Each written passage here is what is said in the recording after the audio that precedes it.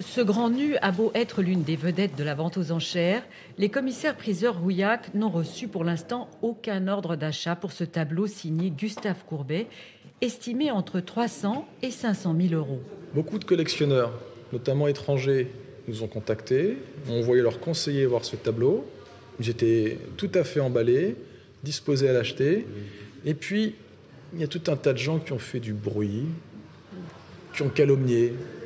Et donc ce bruit déstabilise ces collectionneurs qui se disent « mais le bruit ne fait pas de bien ». Calomnier et calomnier, il en restera toujours quelque chose. C'est l'un des enjeux de la vente. Et voici le vendeur. Johan Naldi est un découvreur de trésors. Il y a 10 ans, ce marchand d'art a acheté 650 € ce grand nu dans une banale vente de Drouot.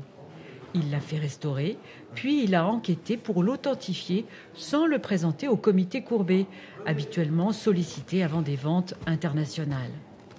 En 2019, ce grand nu est exposé au musée Courbet d'Ornans. Au moment de l'exposition du tableau, ça n'a choqué personne.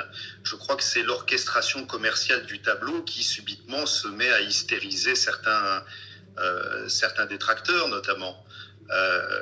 J'imagine assez mal le musée d'Orsay à l'époque accepter d'exposer l'un de leurs chefs-d'œuvre, La Source, à côté de mon tableau s'il avait été hautement problématique.